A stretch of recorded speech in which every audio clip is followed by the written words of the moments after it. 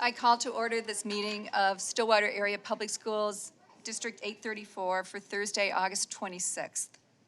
Joan, can you please take the roll? Director Hockert? Here. Director Onken? Here. Director Porbeni? Here. Director Riley? Here. Director Sherman? Here. Chair Petrie? Here. We have a quorum. Thank you. Let's stand for the Pledge of Allegiance. Pledge allegiance to the flag of the United States of America and to the republic for which it stands, one nation, under God, indivisible, with liberty and justice for all.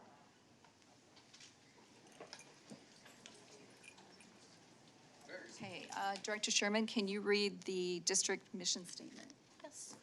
The mission of Stillwater Area Public Schools, in partnership with students, families, and community, is to develop curious individuals who are active and engaged leaders in an ever-changing world by challenging all students as they travel along their personalized learning pathways.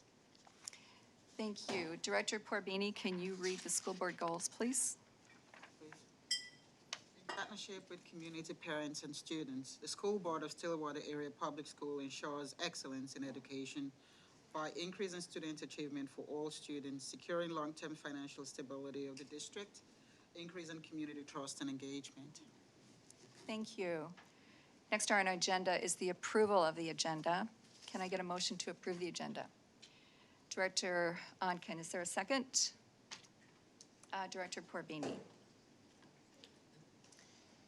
If there are no changes requested, all those in favor of approving the agenda, raise your hand and say aye. Aye. Those opposed, nay. Motion passes unanimously. Next item on our agenda is the superintendent report. Okay, thank you, Chair Petrie and board directors. MCA test results will be out this week. Results from the 2021 Minnesota Comprehensive Assessments will be released publicly tomorrow. We've seen a sneak peek at our data, and as expected, there's been a decline in the number of Stillwater area public school students meeting or exceeding grade level standards. It's a trend seen across the state and nation in the midst of the COVID-19 pandemic. While concerning, the results are not a surprise. We knew the many disruptions to learning caused by COVID would have an impact on student achievement. We have a lot of ground to make up, and we are committed to helping our kids get back on track in the years ahead. Our priority will be to reconnect with our students, to accelerate learning, and provide the social, emotional, and mental health support they need. We'll be providing more information about MCA scores and student achievement at our September 9th work session. 2021 Stuff the Bus. The district would like to recognize both Community Thread and the United Way Washington County East.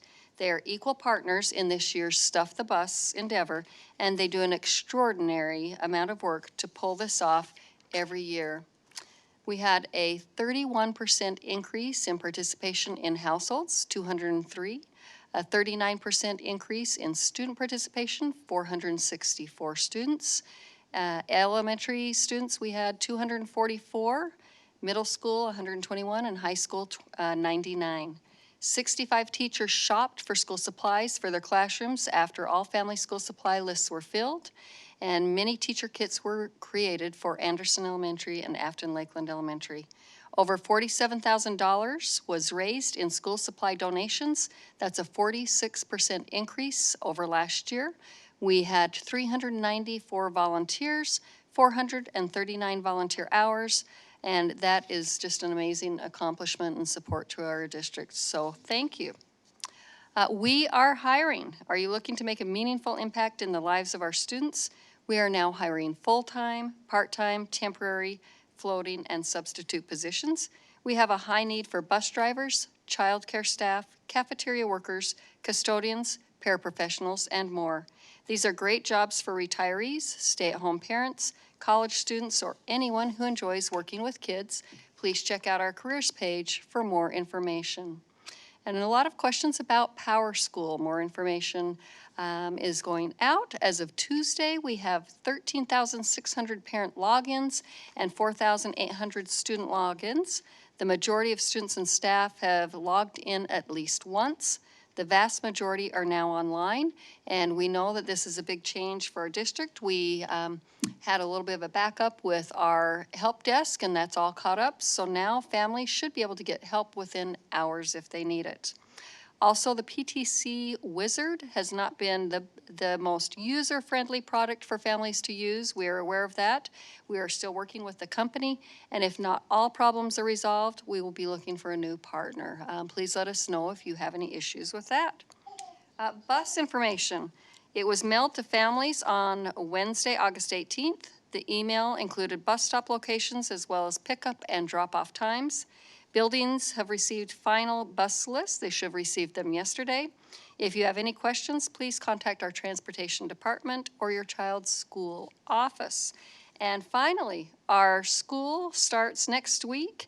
Many schools start up next week with different grade levels, and there are different start schedules for secondary and elementary students, so please make sure you're checking calendars, and we are so excited to have our students and staff back in the buildings for our 2021-22 school year. Thank you. Thank you. The next item on our agenda is open forum. Those who wish to speak to the school board will be able to do so in the beginning of this meeting during open forum. You must sign up to speak. You may sign up only for yourself, not other individuals or groups, and only in person. The sign-up sheet is made available at the Oak Park building 30 minutes prior and up to the start of the meeting. Due to time limitations, we will limit the number of speakers to 15 who may speak for 3 minutes each. If you spoke at the last meeting, please consider allowing others to sign up before you. When your name is called, please approach the podium and state your name and address, including town, before you begin your remarks. Please pay attention to the timer, right over here, who will hold up cards indicating when you are approaching the end of your time. When time is called, you may finish your sentence. After you address the board, please leave the podium. Stillwater Area Public Schools, District 834, welcomes input from citizens as community involvement on the issues facing our district fosters better decision-making and improved learning experiences for all students. While comments and questions are welcome during open forum, law prohibits the board from discussing concerns about individual employees or students in a public meeting. We will stop the proceedings immediately if employee or student privacy issues are raised and direct the speaker to forward comments regarding individual employees or students to the superintendent. We welcome discussion of the issues, but will not tolerate the targeting of individual staff or students by name, position, or implication. Because we are modeling civil discourse for our community, speakers must present their testimony in a respectful manner. Vulgarity, character attacks, or malice will not be tolerated. The board will not deliberate, discuss, or engage in conversation with speakers during open forum. However, the board may ask administration to review the concerns presented. Our first speaker tonight is Pam Ryder.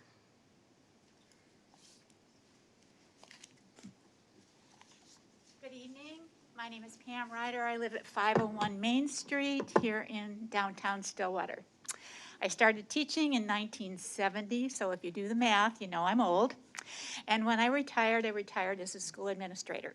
I do not envy the board the considerations you need to make tonight. Requirements for a mask are difficult. They are awkward, and in some cases, they may cause inhibitions for children with special needs. And yet, given everything we know and what the science is telling us, masks are the second best way to help us protect our children, our staff, and our communities.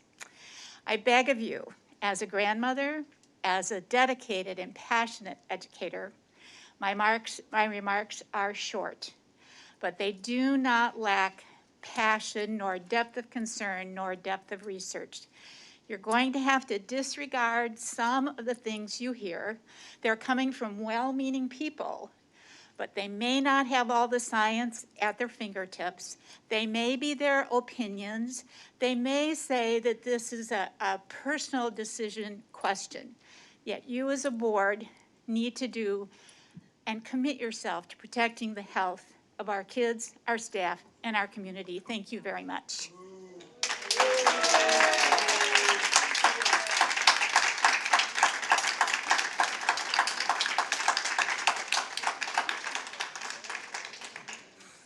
You know, everybody has an opinion on masking. I'm aware of that. I would just ask that we be respectful of everyone's opinions.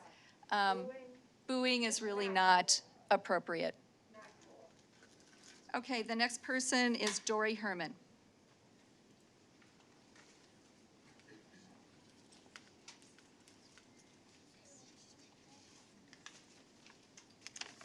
Good evening. My name's Dory Herman. I live in Stillwater. I have 2 children in our school district. I'm here to express my support for a mask mandate in our schools. It has been proven that masks are an effective tool at curbing the spread of COVID-19. Now, with the prominence of the more contagious Delta variant, mitigation strategies become more important than ever. Our children want to be in school, and they have a right to learn in a safe environment. We have seen the results of schools opening without mask mandates. Thousands of students and teachers in quarantine within days of opening. The quarantine guidelines that would accompany a mask mandate are reason enough to vote yes. A mandate will help our schools stay open and keep our kids in their classrooms where they belong. Public health measures are not new. We are bound by them every single day. Public health measures in public schools should not only be welcomed, but should be expected. Freedoms and choice do not extend to allow a person to spread an infectious disease in a public place, and there is plenty of legal precedent for that. What example do we set for our children if our educators and those in the business of education do not listen to the educated? What does it say about the value of an education if we ignore the numerous doctors, scientists, and epidemiologists who spend their lives learning, researching, and studying? Our children are relying on us to keep them safe. A mask mandate is one of the best ways we can do that right now. Thank you.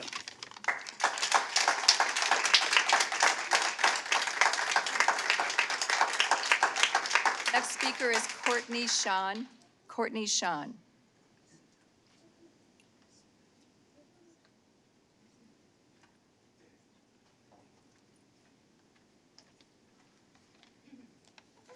Good evening. My name is Courtney Shawn, and I am a Stillwater resident and a parent of 2 elementary students in the district. I am here tonight to ask the board to approve a mask mandate for all schools in our District 834. Due to the circulating and highly contagious Delta variant, CDC recommends universal indoor masking by all students, age 2 and older, staff, teachers, and visitors to K-12 schools, regardless of vaccination status. The new quarantine guidelines with a mask mandate in place can ensure our schools to stay operational.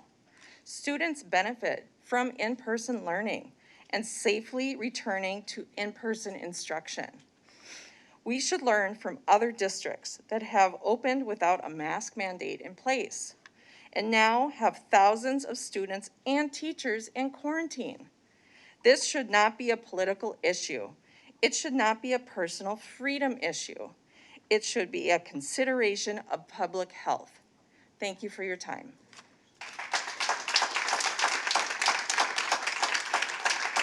Susie Hamburg. Susie Hamburg.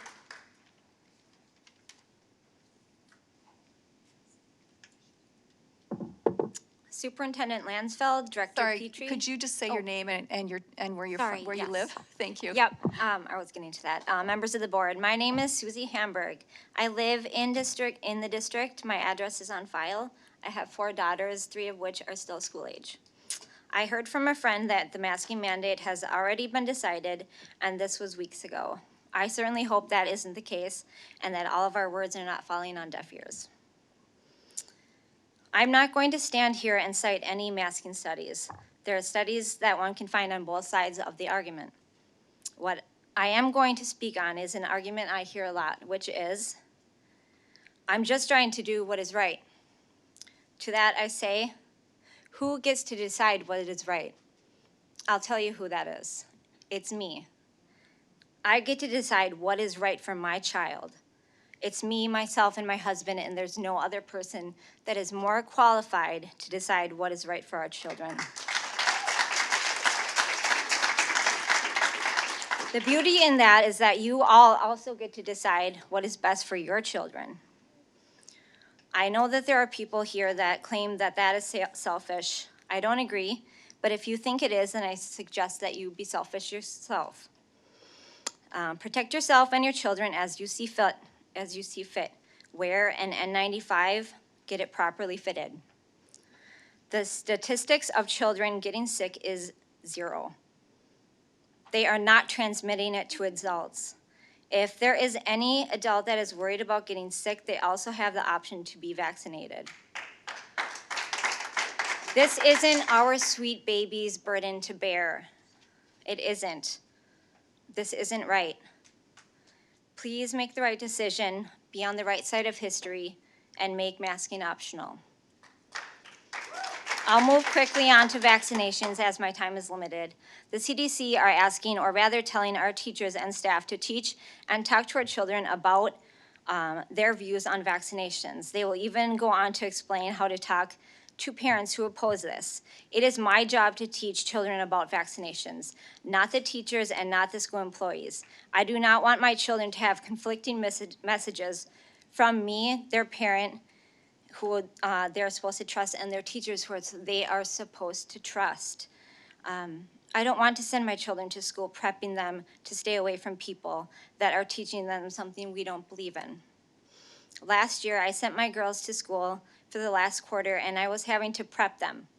Every day before school, I was talking to them about what is and what is not appropriate for staff members to do and talk about with them. And when they got home, I had to do the same thing. I made it known that certain employees were to stay away from my girls, and I'll finish up quickly, thank you. I made it known that, and I know that for a fact there were other families doing the same. They didn't trust their kids' best interests were at hand. I did not either. There were employees that were overstepping their job positions. I no longer feel safe sending my children to an environment that I see being created now. Our children should. Time is up. Your time is up. Thank you. Thank you. Wally Peterson. Wally Peterson.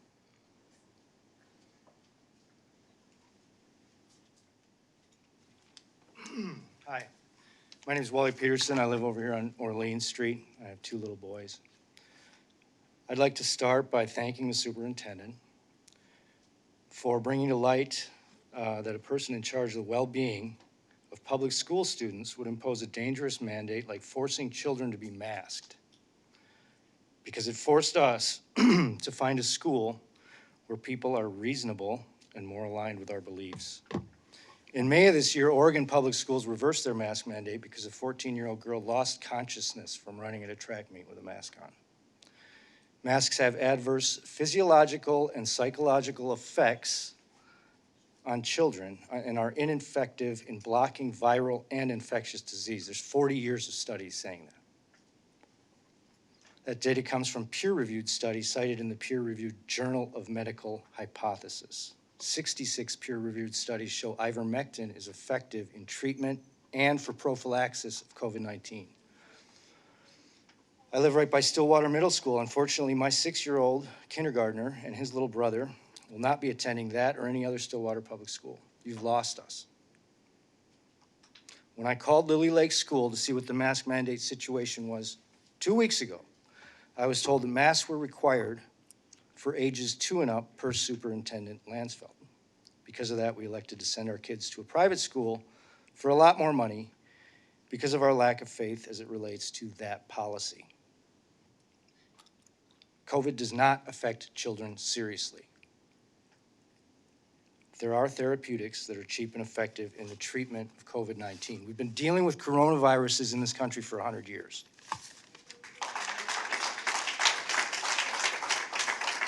So I've had to change my plans because of mass hysteria. If you're afraid to send your kids to school without a foolish and unnecessary mask mandate, which is ineffective medically, you should change your plans. And if you, superintendent, or you board members are afraid to do your jobs without imposing draconian mask mandates that will affect children psychologically and physiologically, then you should resign. Thank you.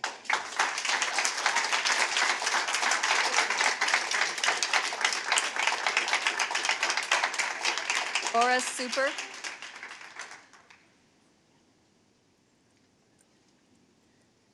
Hi, my name is Laura Super. I live on the South Hill here. My daughter is in 10th grade at the high school. I want to thank you all for allowing me to speak tonight. First, I just want to say that I fully support the mask mandate. I would really hope that it would be extended into the high school as well, because I think that there's going to be a large amount of infection going on, and I would hate to see their education get disrupted because of that. But regardless of what you decide to do tonight, I fully support our public schools and will be happy to support the upcoming levy. My vote is not conditional upon masking or anything else that some people are trying to tether the renewal of the levy to. The reason is that I know how important the money this levy will be for our district, and I will always support funding our public schools so that all children may have equal access to a higher quality education. Education is the great equalizer. I enrolled my daughter in the middle school here 4 years ago when she started 6th grade after we left St. Croix Prep. And our experience in this district has been absolutely stellar. The difference for her was night and day from what she experienced at Prep. I am bringing this up because there are some who are trying to hold up St. Croix Prep as some North Star of academic superiority and fiscal responsibility. The line is that they seem to get better academic results with less money. I think there are many reasons for this that I don't have time to go into here. But for starters, they have a vastly different and much smaller population. There are a large number of kids in our district who would not be well served by the curriculum, nor does SCPA have the resources to support those children. It is wonderful that our public schools have classes and opportunities for the broader and more diverse population that it serves. Perhaps they seem to do more with less because they have a much smaller school with students that do not have the same needs as our public schools. I think in many ways SCPA has a curriculum that is strong and is well suited to many kids, but it is not for everyone. We left because the environment there was at the time very toxic and teachers were leaving because of that. In contrast, our public schools are for everyone, and that was apparent from the minute we walked into the middle school. Everything just fit and felt right. My daughter's first semester of 6th grade, she received a Pony Award. She was in the National Junior Honor Society. Her confidence was boosted tremendously, and she has been lucky to have teachers that have continued to support her strengths, challenge her just the right amount, and allow her to lead and shine. She is very excited about the opportunities and broad array of resources and classes she has access to for the next 3 years at high school. This is why I will vote yes, and I will encourage others to vote yes on the upcoming levy renewal and the technology levy we so desperately need and that our kids deserve. We need to modernize our classrooms and continue to provide the needed services and opportunities to all of our district's children. Thank you. Jessica Johnson.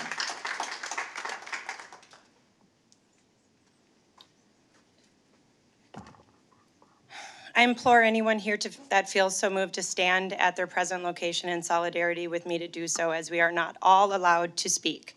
Jessica Johnson, Oak Street, Stillwater. My husband and I have 4 children. Our first, a 2021 Stillwater grad. Our second, currently registered at Stillwater with a medical mask exemption. Our 13-year-old has been homeschooled since withdrawal last year due to the mask mandate and ridiculous amount of screen time being forced onto her. And our kindergartner will be attending a maskless St. Croix Catholic, whom I consider a leader in setting the example in our community for freedom of choice. I'm not going to focus on the most commonly debated science regarding things such as the misuse of the PCR test or the misrepresentation of death rates from COVID versus with COVID, or the opposing view established in this new science mentioned at the last open forum, whatever that means. The opposition's ad hominem arguments are tiring and a waste of precious time. However, I will point out quickly that the masks don't block the virus by their own reporting. Just read the box. It's a false sense of security. We may not agree on whose scientific sources are most trustworthy in regard to every aspect of this pandemic, but I assure you, each and every parent here thinks that they ultimately know what's best for their children. The school board shouldn't even be discussing this. Leave it to the proper authority, the parents and their medical professionals. Push the responsibility back on them to do what's necessary to keep their children protected from whatever they codify as the current day inherent risk of living. My number one son broke his collarbone snowboarding. I obtained as many orthopedic, naturopath, and trusted advisors' insights and professional opinions as I felt necessary. I used that information to discern the best response afforded us, knowing all options and opposed risks. That's my responsibility as a parent. But at the end of the day, you don't mandate I take one person's advice over the other. The CDC or any other government-backed institution isn't the ultimate authority to everyone. Fortunately, here in the Republic of the United States of America, we as sovereign citizens under God have unalienable rights to freedom. Freedom from tyrannical rule. I'm here fighting for freedom from governing ideals. Fascists force people to accept and support ideologies they deem legitimate or right or risk being punished. If you have studied Nazism, then you should see that being forced to wear a mask is fascism. The top 3 leading causes of preventable death in the United States are alcohol use, nutritional intake, and tobacco use. Take an honest look at the behaviors we can control and be vigilant in protecting ourselves from those things and stop spreading the fear, anxiety, and misinformation that counteracts our immune system's health. If you really care about our kids, stuff the vending machine with Whole Foods and stop drowning them in carcinogenic cleaners and forcing them in front of a screen for 10 hours a day. Prevention through nutrition, physical and mental health, and supplemental immune boosters such as vitamin C, D, and zinc are key, along with good old-fashioned fresh air. At the end of the day, schools are supposed to serve the needs of our future generations by teaching them reading, writing, arithmetic, and science. Let's stand in unison with the public school districts of Rosemount, Apple Valley, Eagan, Elk River, and Lakeville, and allow for parent and student choice. Thank you.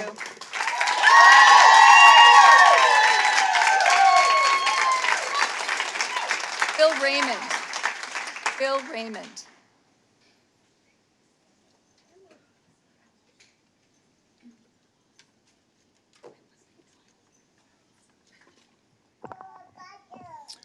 Haumataku pi apetikile iwokpila iwashape chelusepilo. Hello, my relatives. I greet you all with a hearty handshake, a customary greeting from our Lakota people. My name is Will Raymond. I reside in Afton.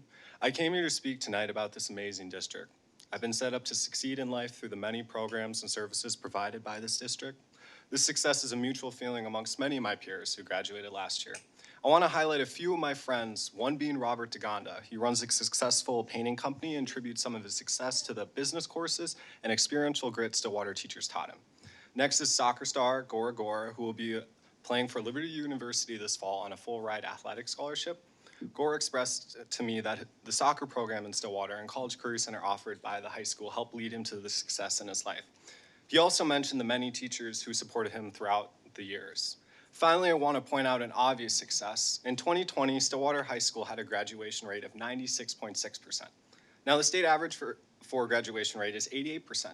Compared to Matamidi, we rank in the top 5%, while they rank in the top 10% for grad rates. While South Washington County grad rate is 93%, while ours is 96.6%. Interestingly enough, Matamidi raises 200% more in levy spending than Stillwater, and South Washington County levies 311% more than Stillwater.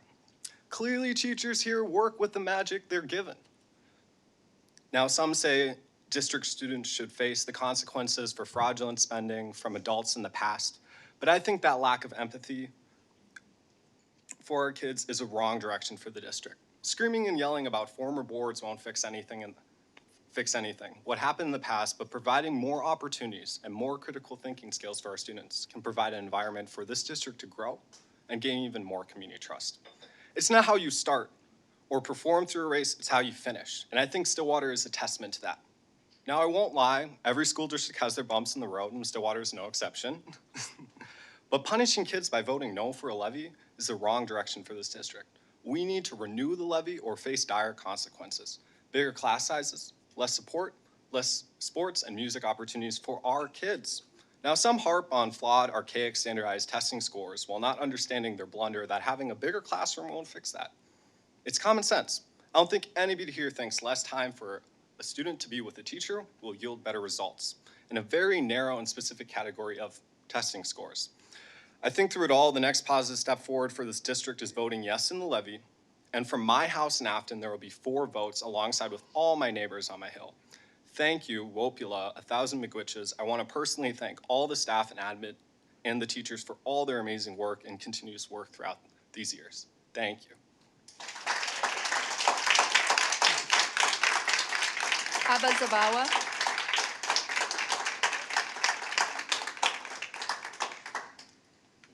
Hello, board and citizens. My name is Kava Zabawa, and I'm a retired nurse. I live in Lakeland Shores with my husband. We are parents of 2 graduates of 834 schools. James and Johanna are what we all call frontline healthcare workers, a pharmacist working in the ICUs, and a therapeutic social worker working in a public school, high school. They are very concerned about this coming fall school season and the increase in cases of COVID-19 and potential variants going forward for their patients, children, and families that they serve. But it is not the ICUs and hospitals that are the front lines anymore. It's us. Our community, we are the front lines in our schools, with our families and neighbors, and in the places where we meet together. That is why I support universal masking in our schools and mandatory vaccinations for all staff and children of an appropriate age and health status. We need to create a safe environment to work and learn in our schools. We need to do this for each other and protect one another so that our children and their teachers and fellow community members do not fall victim to this virus. The enemy is not masks and vaccines. They protect us. The enemy is the virus. Let's protect each other by wearing masks and get the damn shot. Darn shot. And we support the 2021 levies. We have always supported all school levies, and we will do so in the future. Who best knows what students need to learn and thrive, but our teachers and school professionals. I support you. And thank you, school board members, for your leadership in advocating for children.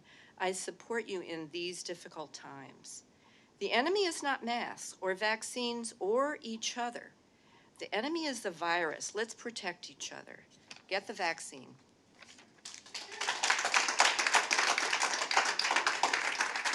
Sandy Hayner. Sandy Hayner.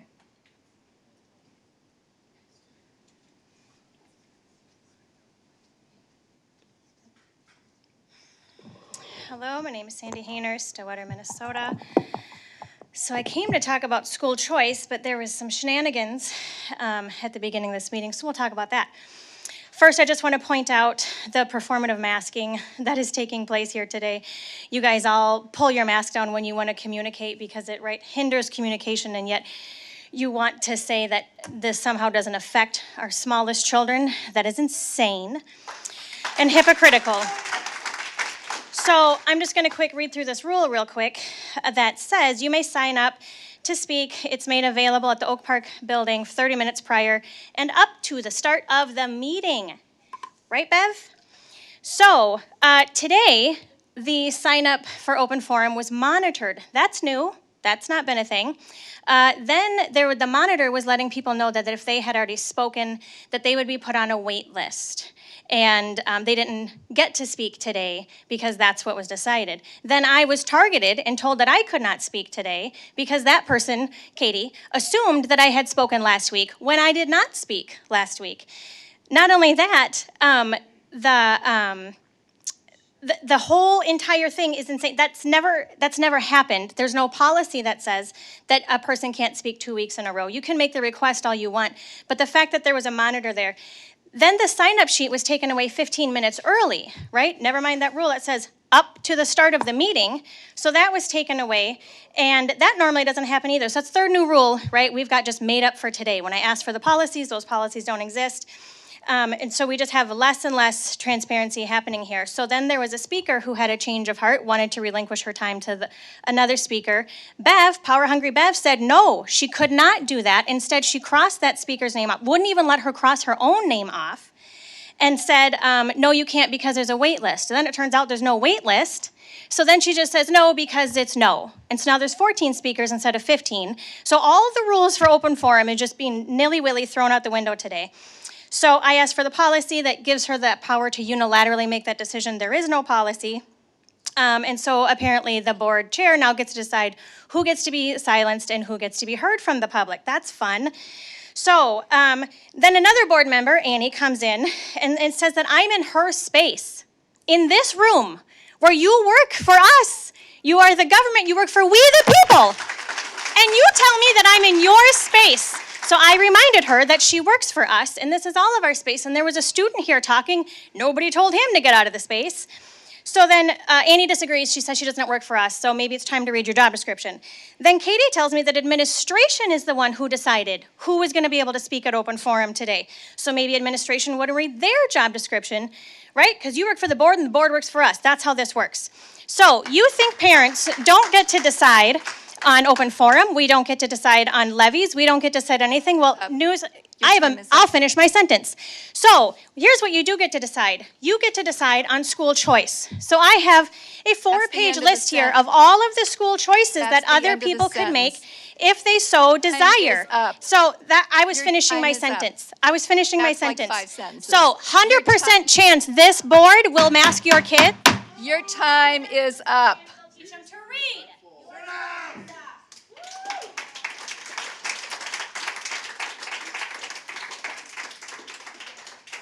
Lisa Williams.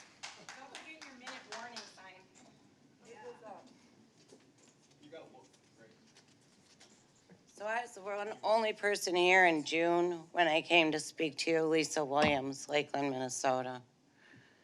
In June, I was the only person in this room who came to speak to you about masks, and I'm not going to waste my time with any of the statistics and all these wonderful people who come up here and speak for what they believe in. Tonight, I'm going to talk to you about politics.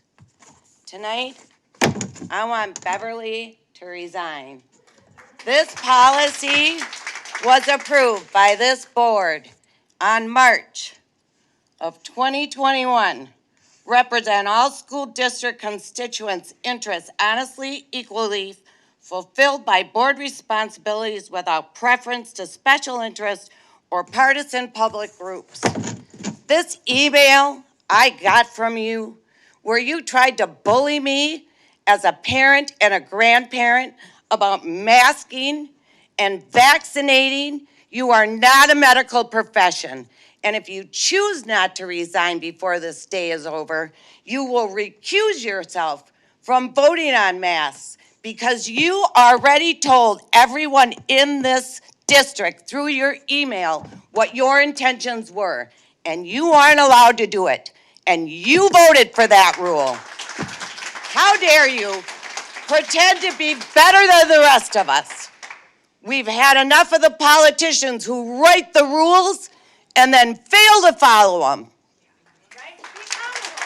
As for the administration in this room, I am close with my city council.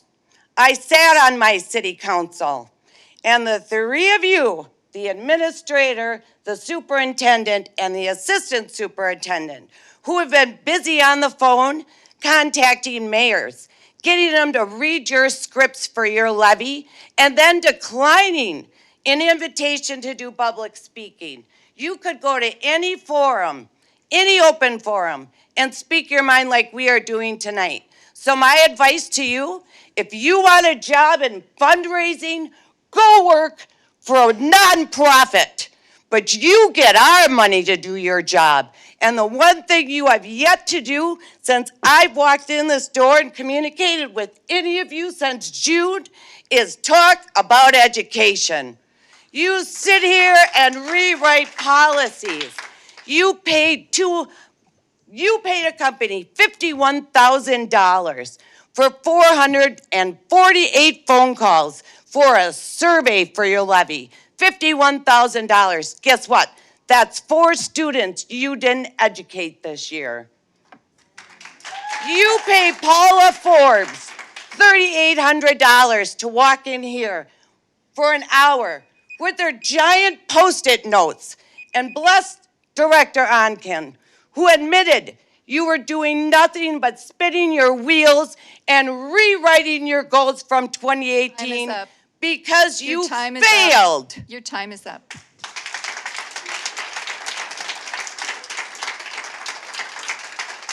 Megan Greeter. Megan Greeter.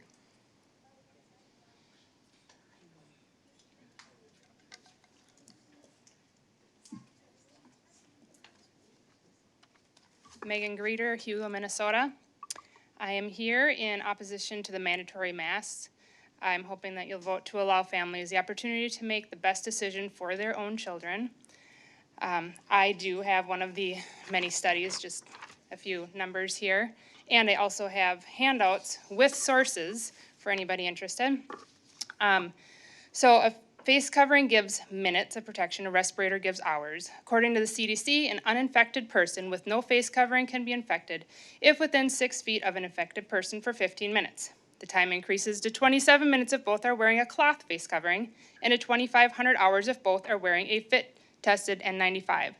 There's a table here that indicates the time to infection for other combinations. So if both people are wearing nothing, 15 minutes to infection. Of course, if somebody is sick. If both people are wearing a cloth face covering, 27 minutes protection. If both people are wearing a surgical mask, 60 minutes. Both wearing an N95 mask, 25 hours. So that doesn't even touch on the mental, emotional, and physical issues that are caused by masking, but in all reality, they don't work. I do love information, so for those that have come up here and said, there was a few that said there's been thousands that have been sick, quarantined, I would love to see the sources of where that information came from. I have not seen that. If you do want my sources, they're right here. Thank you. Delaney Berger.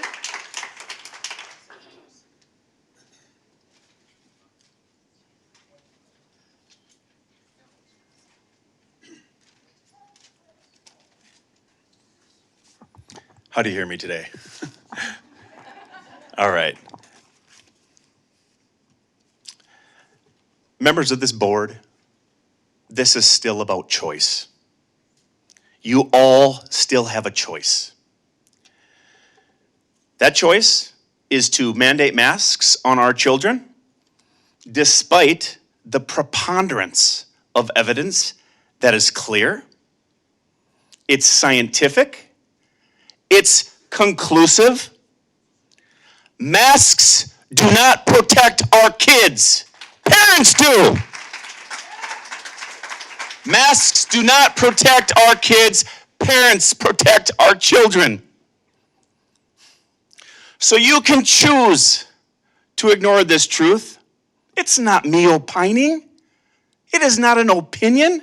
It is a matter of scientific fact that the data demonstrating mask efficacy is non-existent for these kids. Another matter of fact is that we do not know what the long-term effect will be on masking these kids. I am asking you to be evidence-based, not opinion-based. You can choose to make masking a parent's choice. The science unequivocally has given you the permission to authoritatively choose for a parent's choice. The science has not given you the permission to decide that masking these kids will not hurt them down the road. I am asking the members of this board to do something that may frighten them. I am asking you to be personally courageous instead of being political. Because beyond a shadow of a doubt, you can say authoritatively, with absolute certainty, with reliability, that I chose for parents' choice because the science was clear. Masking hasn't shown us a benefit for these kids. So I choose to allow the people who have done it best from time on, the parents, to determine what's best for their kids. I will not force a mask mandate on these kids because we do not know the long-term consequences of doing so. Board, a win-win is within reach. You can do it. Okay? If you think masks protect your kids, if it is your opinion that masks protects your kids, this is still America and they're your kids. So choose to mask your kids. And for the other people that have more science on their side than they know what to do with, it's still America. Choose for your kids. Stand up and don't mask them. Thank you. Your time is up. Courage Your is time contagious, members of this Your board. time is up. I am asking you to be time both is up. courageous and lead. Leaders lead. Courage and leadership.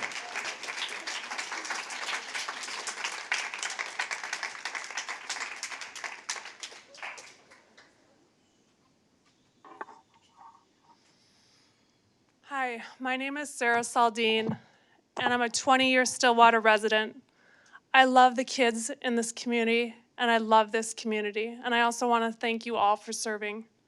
We are told to follow science and the experts. Well, here's what they have to say. The typical mask that you buy in a drugstore is not really effective in keeping out the virus, which is small enough to pass through the material. Dr. Anthony Fauci. There's no specific evidence to suggest that the wearing of masks by mass population has any particular benefit. In fact, there's evidence to prove the exact opposite. Mike Ryan, Executive Director of the World Health Organization.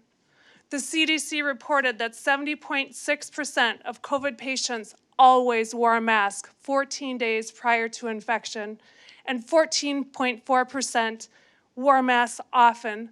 This means that 85% of people who came down with COVID had always or often worn a mask. I recently listened to a pediatric MD speaking on masking kids. She cited a recent study testing the air quality inside of the masks. The results showed that the air quality inside the masks would not even meet OSHA standards. Do we really want our kids wearing these? She also cited evidence of our kids getting dizzy, headaches, and nausea for wearing masks for prolonged periods of time. My daughter, after wearing prolonged masks, sorry, I'm getting emotional, her lips got all filled and infected and scabbed over. My daughter's adopted from Guatemala. She has beautiful tan skin. The treatment that she had to receive because of that turned her whole skin everywhere. Hives broke out. She called herself a giraffe. I ask you what that affected on her mental health. Exactly. Is this what we really want for our kids? Is this what health looks like? How are they supposed to learn when they feel like this? I am a licensed mental health therapist. I'm very concerned about what all this masking is doing to our kids on an emotional level. You have to think about that too, their emotions.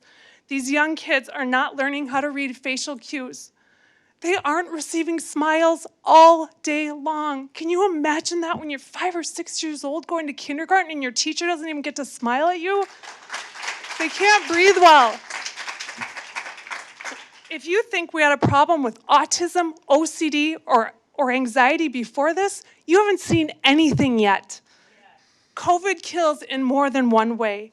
Eating disorders, drug use, depression, and suicide have skyrocketed among the youth in the past year. We are raising a generation of kids to live in fear over a virus with a 99.8% survival rate for those who are 65 and younger. And these stats are from the CDC. This is irresponsible and flat out wrong. And I say not on my watch, and I hope not on yours. Thank you.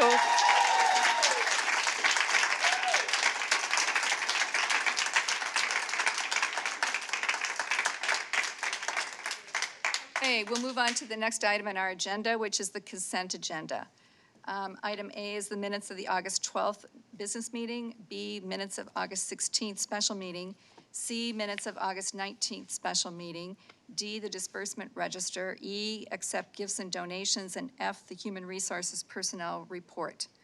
Can I get a motion to accept the consent agenda? Director Pavani. A second, Director Sherman.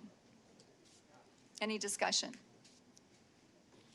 All those in favor of the consent agenda, please raise your hand and say aye. Aye. Those opposed, nay. Motion passes unanimously. We move on to the reports section of the agenda. The sole item there is the first policy reading of Policy 212, School Board Member Development. Dr. Cherry. Thank you, Chair Petrie, Board Director, Superintendent Lansfeld. This evening, we have a first reading of a revised policy 212 titled School Board Member Development. The revisions are very minor. There's actually only one substantial, and not even substantial, I would say a minor revision, and that is in section 2B. This is the section that talks about new school board members provided an orientation. And the revision reads that the new school board members will receive a school board manual and an orientation provided by the superintendent. So helping to clarify what that orientation would look like for new school board members. And at this time, this is a first read. This is the only item that is being proposed for a revision. And we are asking for input from board directors and the community on this proposed change to Policy 212. We'll come back for another reading at a future board meeting. Okay, are there any questions and comments? Director Hockert. Thanks. Just to kind of explain a little bit further, the wording that was added under B in direction to that manual, I did send board members and kind of a email soliciting some feedback so that we can give some direction to the administration to create a onboarding manual and some hopefully helpful hints for onboarding new board members. We thought that this would be a great time to take advantage of having new board members who have recently gone through an onboarding process to give the administration some feedback and some direction. And it becomes even more timely since we are going to be appointing another board member and then electing somebody this November. So it feels like it's an important time to tackle this project. And I have been getting feedback from some, but not quite all board members yet. If you do have feedback on the onboarding process, please feel free to email me or give me a call if you'd rather talk through it. I'm open to any feedback, and I'll be happy to pass it along to the administration. Director Riley. I'm curious as to why we started here in the 200s policies and didn't start at the beginning of the 200s policies where you guys pulled back all of the unconstitutional policies and put them back into alignment. Why did we not go back to the beginning and start cleaning that up? Well, we had a discussion of kind of prioritizing the 200s list, and we decided that we'd like to tackle some of the policies that we thought were having kind of the most minor changes to kind of get our feet wet in the 200 series, and then begin the discussions of kind of digging into the policies that have been discussed at length by previous boards in reviewing discussions of previous board meetings before any of us were on the board. There were in-depth discussions regarding new policies versus the old BGPs. So we understood from the beginning that that was going to be a long discussion. So we felt like it was a good place to start and just getting our feet wet a little bit in the 200s and then moving forward. Sure, so the unconstitutional policies that you guys made back into governance model and do govern by them are just not important enough to clean up. Got it, thanks. I would also add that, and I would agree with Director Hockert about that, but the other thing that we felt was a priority, this was a priority because we are going to have a new board member joining us after November. And so we felt as though it was important to, I think that we all had some opinions about what it was like to join and felt as though it was a good idea to have more information for a new person who's going to join in Yeah, more January. important than the Constitution. Okay. Director Parbaney. Thank you. I'm a bit curious as to what constitution are we talking about? These are policies. Elected board members have a right to change, have a right to update, have a right to completely eradicate whatever was there before. These are policies. We're not lawyers here. Anyone can put a policy. So what exactly are we comparing this to in terms of constitution? Are we talking about the American Constitution, or what is the alignment between the Constitution or whatever Constitution that Director Riley is talking about and the policies that we've been elected to write? I really don't understand the statement of you board members presenting unconstitutional. It's like almost every board meeting, something is unconstitutional. Can you please explain to us what constitution you're comparing this to, and what exactly is the legal ramification in terms of your so-called unconstitutional policies? So I'm referring to the U.S. Constitution. And what part of the U.S. Constitution are we talking about? The First Amendment right to speech. Excuse me? First Amendment right to freedom of speech. And so how? Which is one. There are many policies, and Dr. Parbaney. So the five of us don't have a right to speak? Is that what you're saying? They're conflicting with the U.S. Constitution, and I sent this entire board all of those details back in, I believe, February, March, somewhere in there. So you have all the information. The policy committee is well aware of all this information. I'm a member of the policy committee. So what part, I still don't understand where you're talking about freedom of speech. There's nothing in any of our policies that talks about freedom of speech. So what part of the U.S. Constitution are you talking about in relation to our policies? Absolutely, there is. I would actually like to bring us back to the discussion about onboarding school board members. And if anyone has any more comments on that, we will entertain those. Otherwise, we will move on. Anything else? Okay, we will move on to the action items for tonight. The first one on our list is universal masking. Superintendent Lansfeld. Thank you, Chair Petrie and Board Directors. Tonight, we'll be asking for approval of a mask resolution for all pre-K through 8th grade school settings. At this time, we would like to review some information from our previous board meeting on a pre-K universal masking requirement.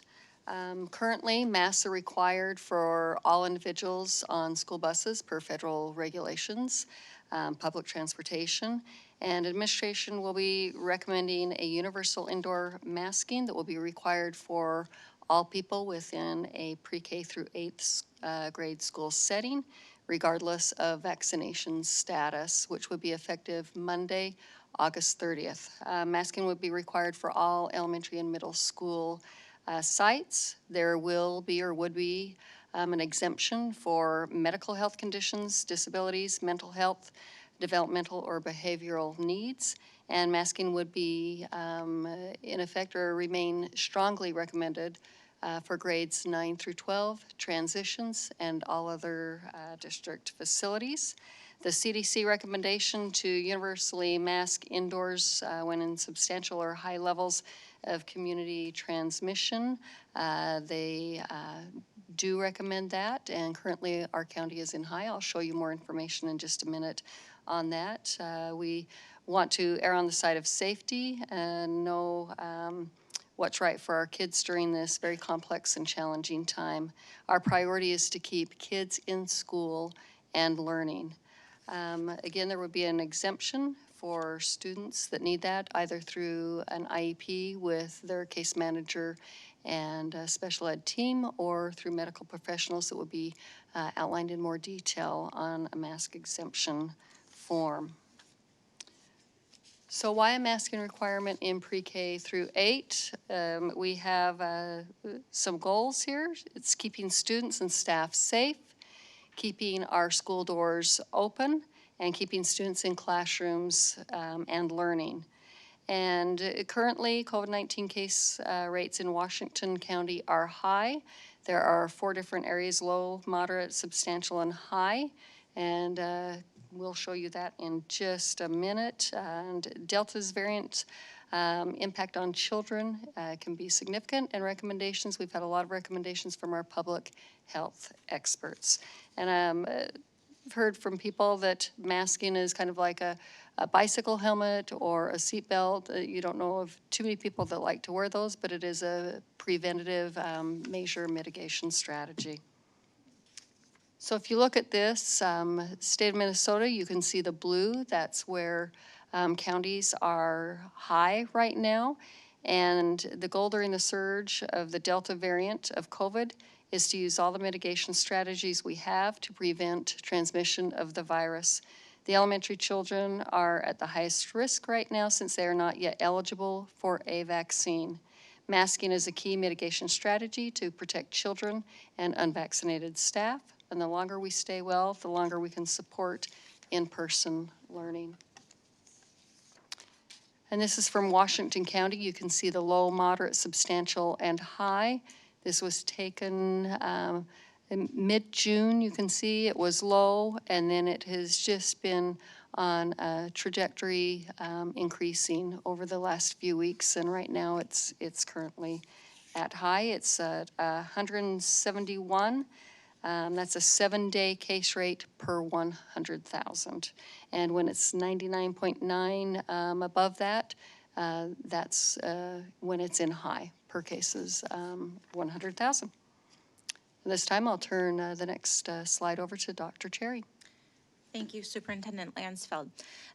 So as it was just explained, the Delta variant is what we're talking about here. I think when we ended the school year, and actually I was wearing my mask this morning that I received on graduation day of 2021. And if you all remember, you all were there. It was a wonderful occasion. We came in thinking we were going to have to wear masks, and at that time the mask mandate was lifted by the state. We were able to assemble as a large group. We were able to celebrate that wonderful day. And we thought we were heading in this direction away from this ugly pandemic that we've been in. But then what we found later in June is we found out about the Delta variant. And what we know about that is the Delta variant is more contagious. It's much more contagious than previous strains, causes as more than 2 times the number of infections as the previous variants.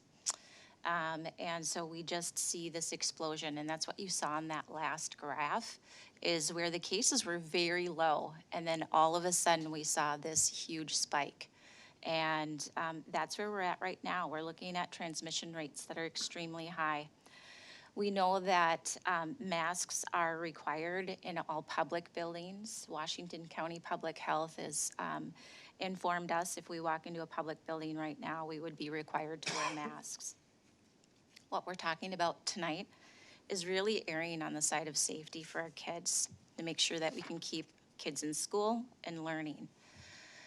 And we're educators. We're not experts in public health, but we're thrown into this and we're being asked to make these decisions about how do we keep our kids in school and how do we keep them learning. What we're doing is we're counting on those public health experts to share their information with us. I am asking the audience to be quiet, please. We listened very carefully to you when you came up here and spoke with us, and now I expect you to listen carefully and silently while we do our business up here.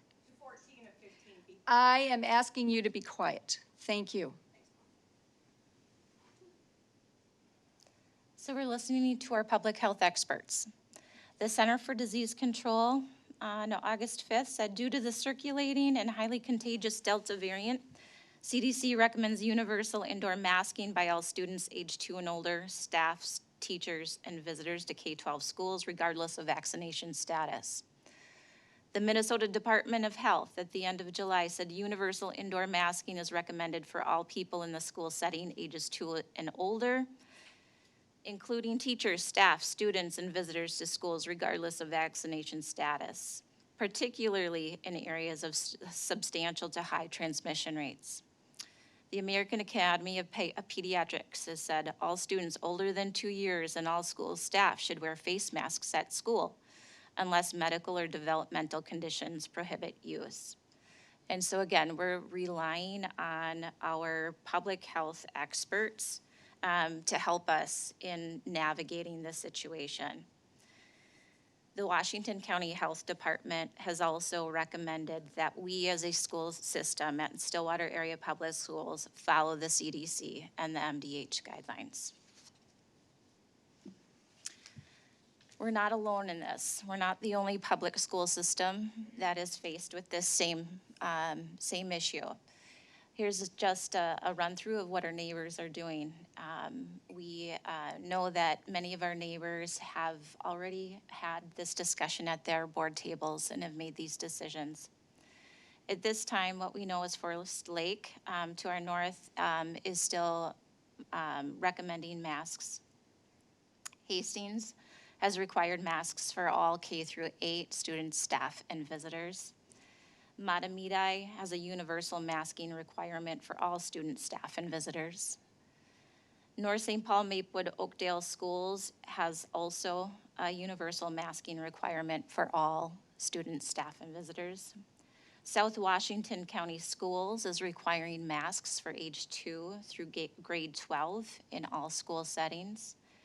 And White Bear Lake Area Schools is requiring masks for all in ages 2 and up in all of their district buildings. We know that we have other districts throughout the state and around the metro area that also have similar masking requirements. Some of those are listed on the right. There are many more. Day by day, we're hearing more and more school boards faced with the same decision as you all are being asked to make this evening. Okay. So again, our goal is to keep kids in school and to keep them learning. Students who are in close contact with an individual who tests positive for COVID-19 may not need to quarantine based on the following factors, and this will be posted on our website. If a student is fully vaccinated and wearing a mask, they get to remain in the learning environment. If a student is fully vaccinated and not wearing a mask, they get to remain in the learning environment. This is different on this one for adults. They need to be vaccinated and wearing a mask.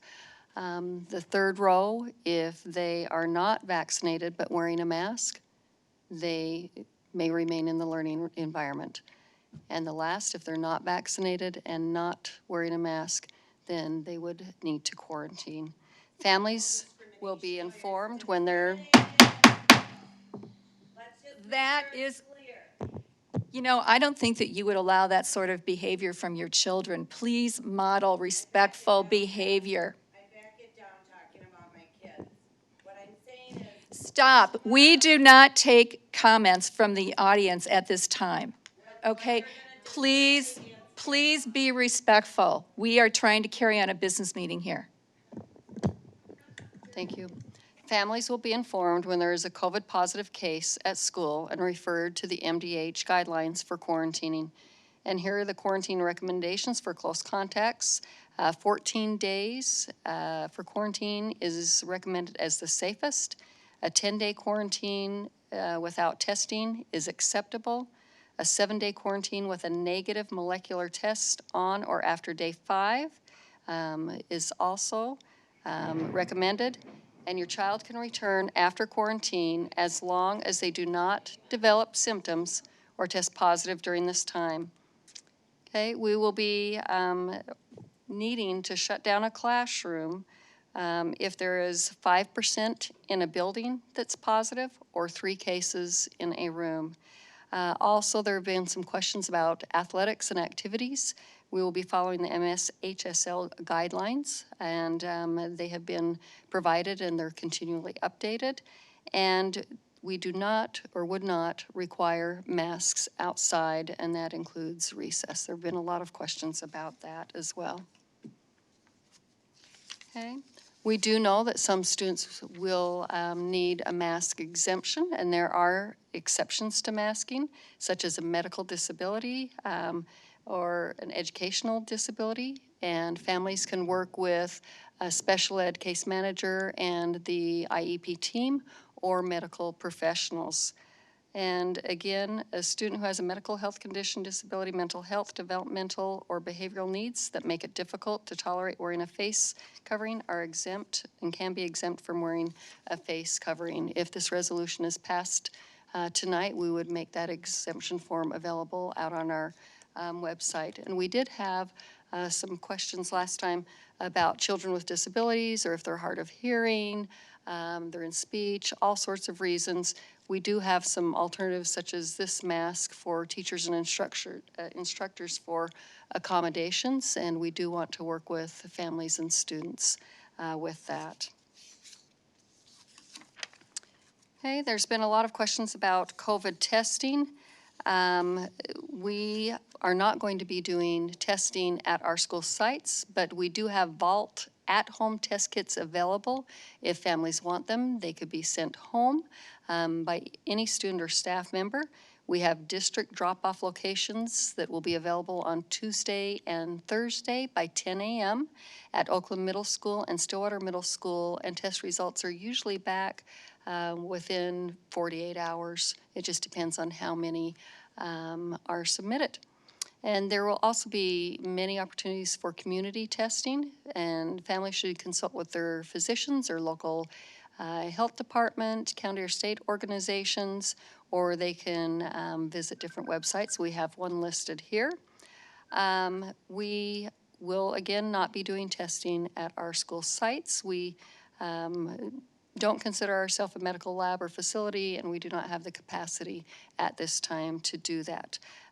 Many testing sites such as Walgreens, Health Partners, there's drive-up sites, and if people are looking for that, they could contact us and we can help provide some of that information. Okay. So again, we want to put safety measures and mitigation strategies in place.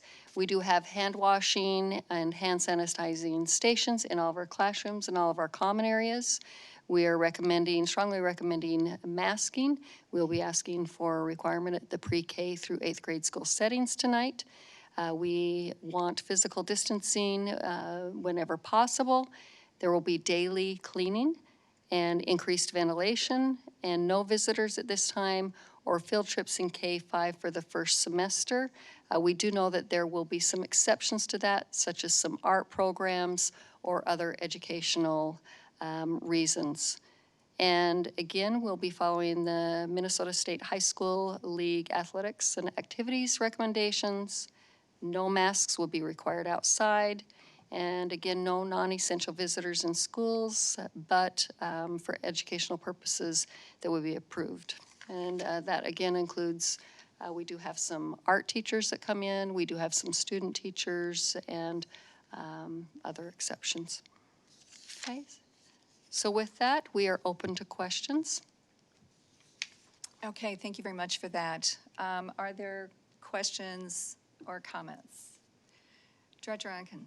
So what's if this were to be voted on tonight in favor of, what's the timeline policy where we could do away with it? I mean, where are we at? Like, is there certain numbers or specific things that we have to be following?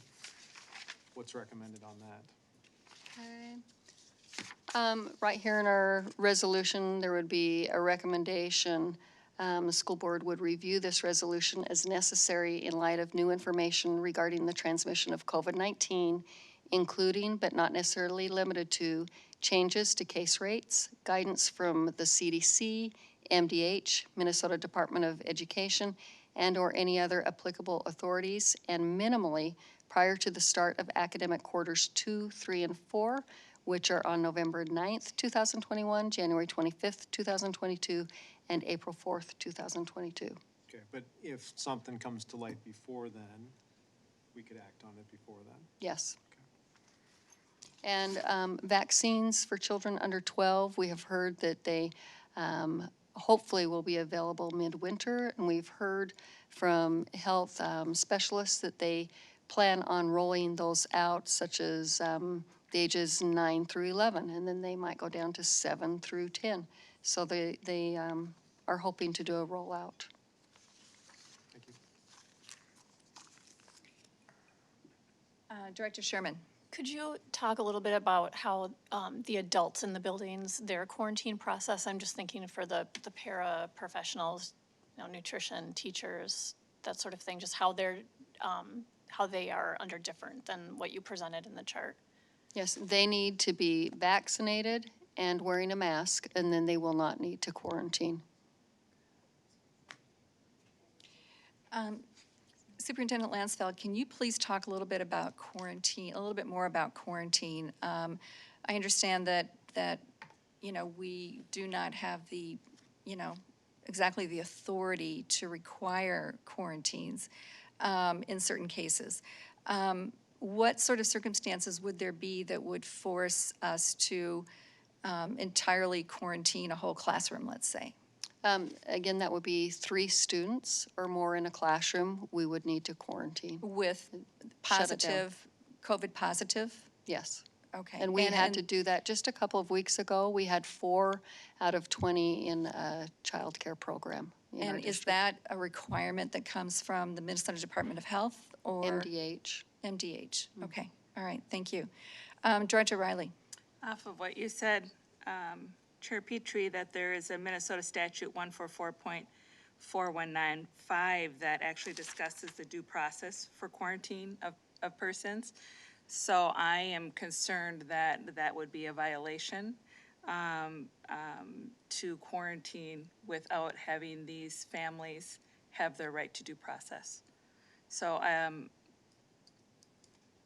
there's no executive order anymore, and I want to make sure that we're not breaking the law at the same time. Okay, thank you. We can follow up with that, but we have done that. It was an executive order, though. We have done this in previous years when we've had influenza and other viruses going around. We've had to shut down classes before, and that's what we've used in previous years when COVID wasn't here. Director Porvani? Thank you, Chair Petrie. I think at the last press conference, the governor's office and the commissioner for the Department of Health did state that counties and schools have a right to determine their own process. So schools and counties have been given that authority to decide what they should and shouldn't do. And I think we also do have the same process when it comes to the flu. If you have a temperature above certain degrees, if you've been vomiting or you have throat pain or whatever it is, you can't come to school. There's no statute with respect to that. So schools have been given that authority, and my hope was that everyone listened to that conference, to the news conference from the governor's office and also the commissioner for the Department of Health. So they've been given the authority with respect to due process and how they should lead in this situation. I think that's different. It's not different. I listened to everything. Okay, can I just say on quarantines, if students or staff are exposed, we do have letters ready to go out.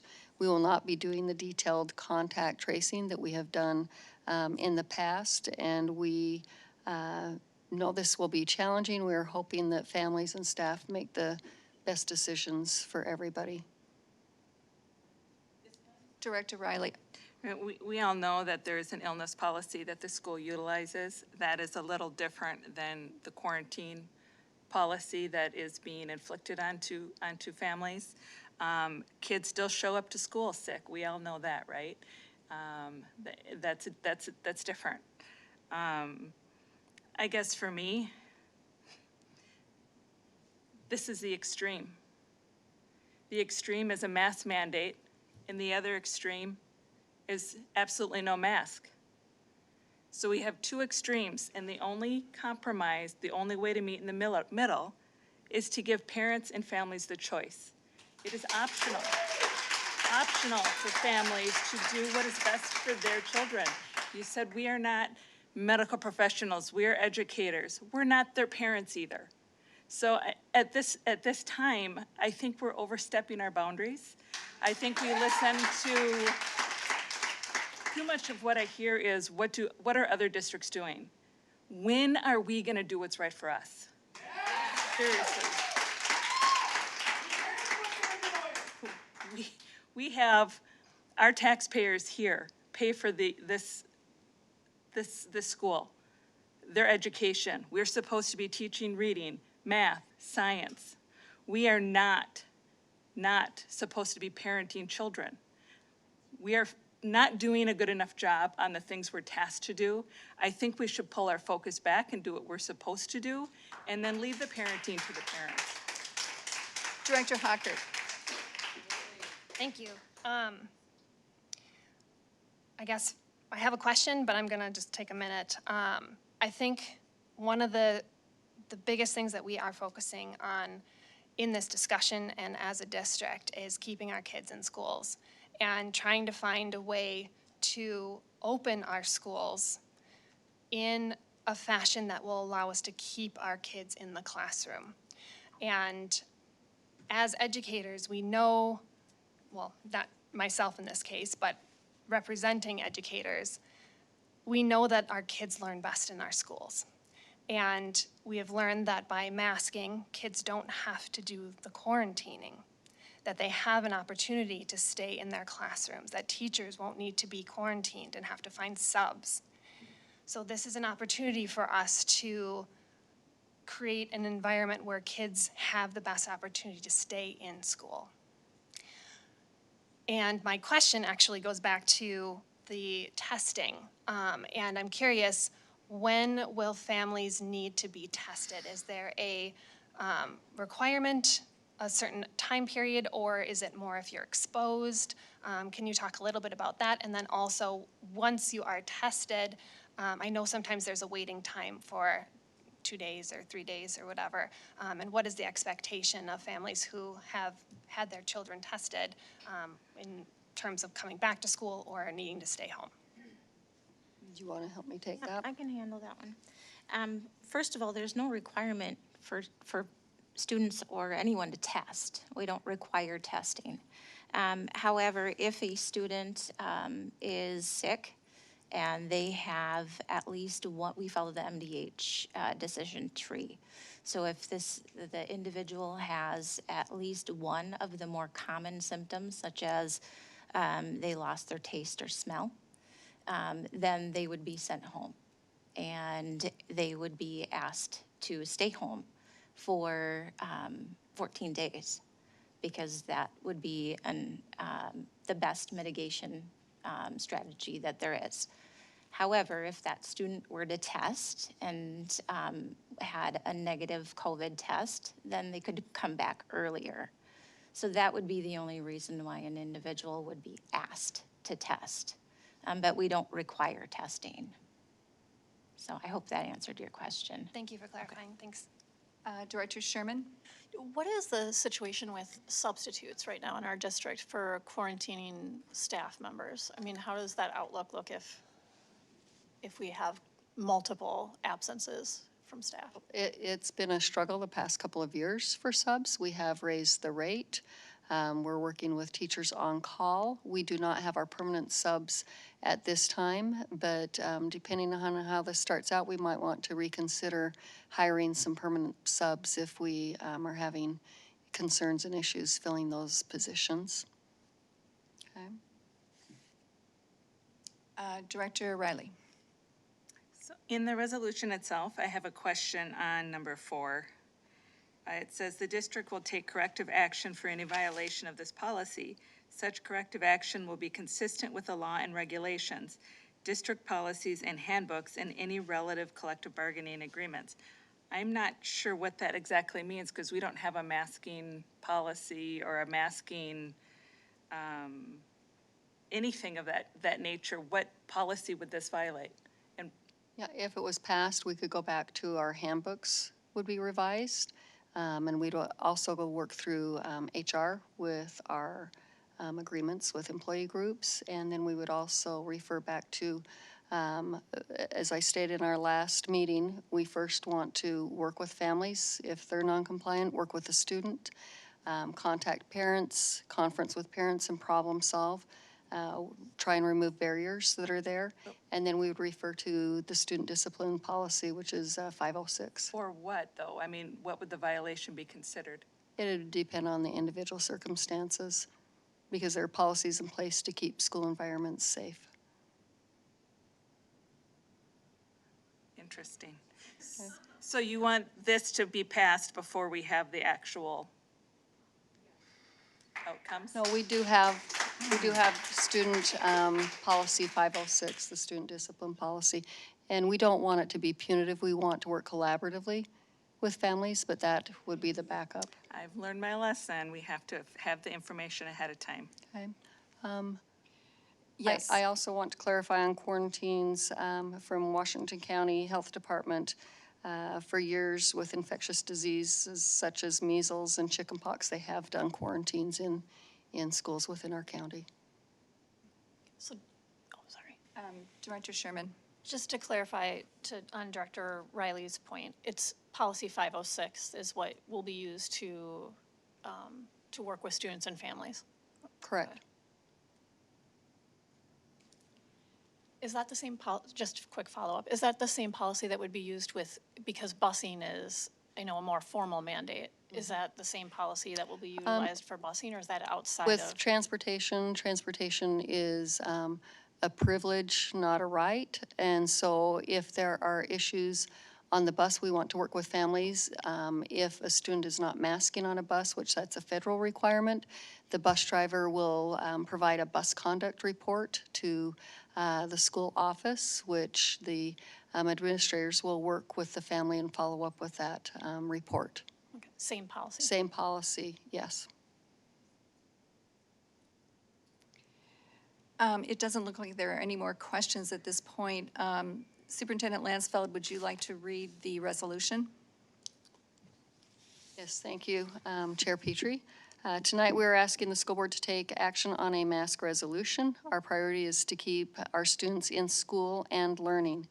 If passed, universal indoor masking will be required for all people in the school setting, pre-K through 8, regardless of vaccination status, and would be effective Monday, August 30th. Masking would be required at all elementary and middle schools. Exemption for medical health condition, disability, mental health, developmental, or behavioral needs could be in place, and masking would remain strongly recommended for grades 9 through 12, transitions, and in all other district facilities. The resolution mandating the use of masks in all pre-K through 8th grade Stillwater area public school buildings is as follows.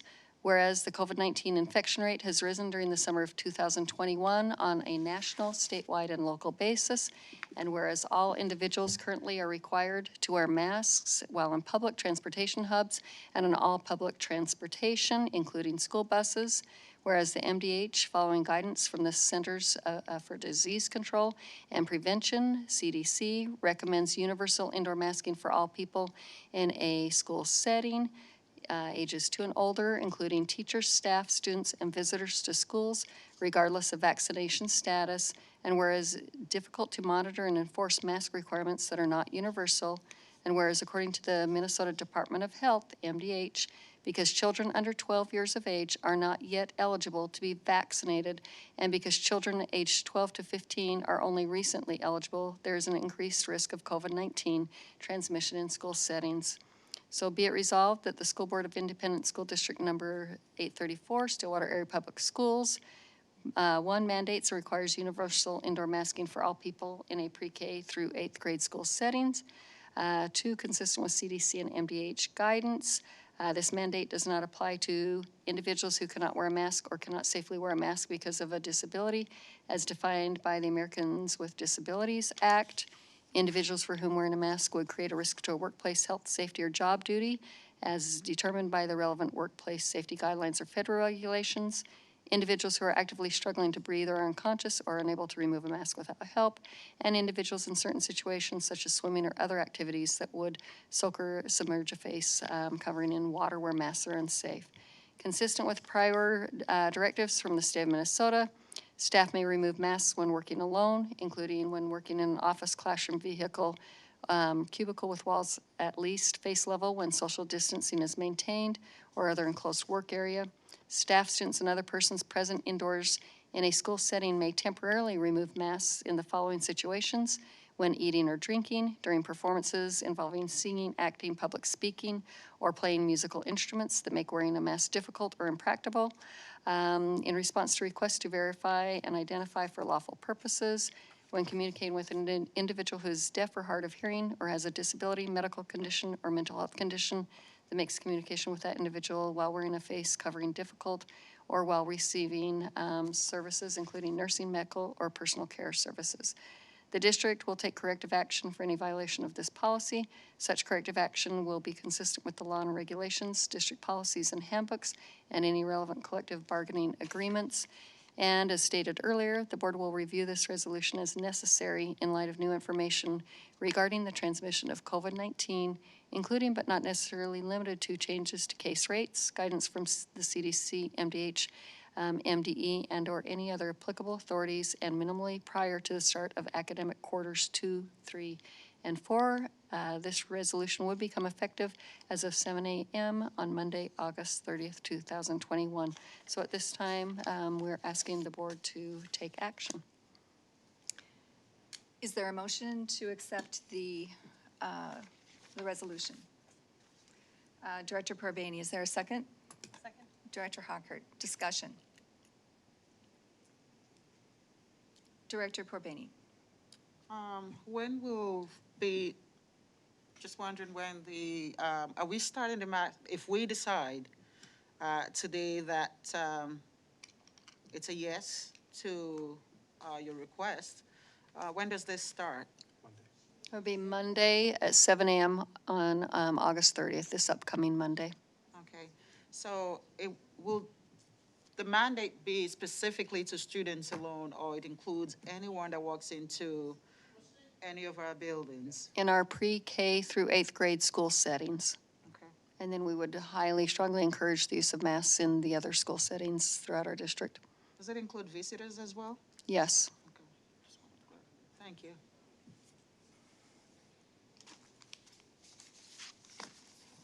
Anyone else? Director Sherman.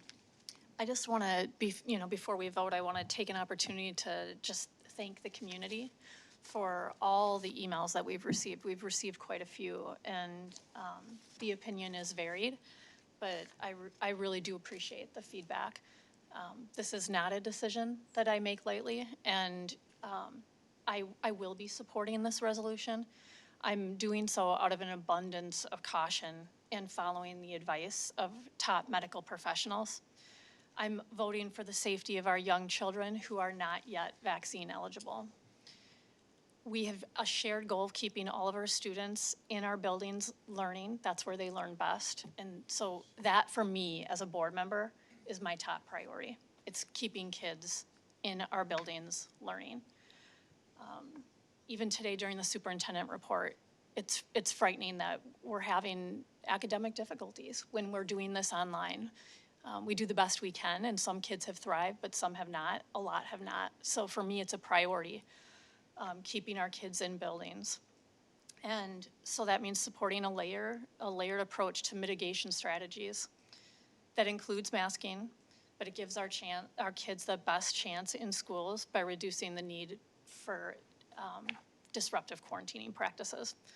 I advocated for this resolution to include language that will result in the issue being revisited by the board as case rates lower, as vaccines become available, and just if guidance from the medical professionals that we are being advised from, if that at all changes. And so I know that as a board, I'm comfortable with it being in the resolution and that we would revisit.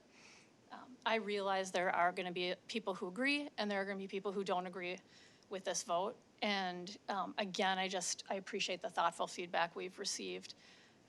I hope that despite any difference on this specific issue, I just hope that we can come together as a community to serve our students now and into the future. So, yeah, that's where I'm at. Anyone else? Director Riley. Yeah, I will not support this. I vote for the parents to choose the route that is best for their family. We've seen many studies. I've tried to get studies of different opinion, in the presentation tonight so we could have a more robust conversation, and I was denied that as well.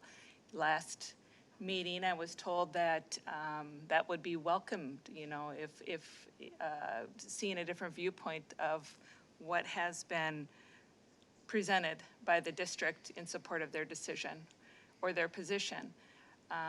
Studies that show that cloth masks really aren't effective when they're washed. They're less effective. That surgical masks aren't effective if they're not fit right. Osterholm himself said N95 masks are what worked. And I don't think it's appropriate to raise our children based on terror and fear. And it is up to our parents to make the best judgments and the best choices for their families. If parents, I put 2 kids through chemotherapy. I was in this situation. I had immunocompromised kids. I didn't put our responsibilities and our situations on anybody else in the public. That was what we did for us. I understand being afraid. I understand immunocompromised positions, but this is a family decision. This is government overreach, telling parents how to handle these situations. It's not our job. It's just not. Director Corbani. Thank you, Chair Petrie. Director Riley, thank you for that statement. I think there's a misconception, really, that this is about children that are immunocompromised. I think it's beyond that. For us here, and I speak for me, that's not my thought process. But it's really having a situation where it will cost us more money because schools have to close down. Our children have to be at home for 14 days, not being able to learn in class. The district has to find ways to support kids just because the whole school is now closed. We talked about achievement gaps. This is even going to be worse for our kids if they're unable to learn. A lot of the parents here want the kids to be in class, whether it's for or against. We all want our children to be there. And I think for us, it's really the learning opportunity for kids beyond just whatever immunity the kids may or may not have. But I just want to say this in support of Director Sherman. This is not easy for us. We've seen the passion from both sides. A lot of you here, the statements have been, don't do it. But I think our responsibility here as a board is to look at the whole picture, is to look at the big picture. The death of one child is the death of all of our children. And if a child within our own space dies because of our own complacency, then that's a problem for me as a person. It may not be for you, but for me as an elected board member, it's an issue. So the life of one child is just as important as the lives of others. And I know we have huge responsibility to you all in terms of what we decide. The government, the administrators here have a decision to make. It's really hard for them. It's hard for us. And we do truly hear what you have said. Masking sometimes can be extremely uncomfortable for children. It's true. It can be uncomfortable. It's even uncomfortable for adults. But the reality of the situation is we want our schools open. We want to be able to continue to provide support to our children. And I'm hoping that you will see this is not the end of the world. I haven't actually seen a child who dies from wearing a mask. There's a lot of discomforts. You're right, it's true. There is a lot of discomforts. But I have seen children die from COVID. And my hope... That's enough. we will take a 5-minute recess. And when we come back, I expect all of you to be quiet and respectful. And if you aren't, we'll take another recess. We'll take another recess, and it'll be 10 minutes. And after that, we'll take a 15-minute recess, and on and on and on. And I'm a night.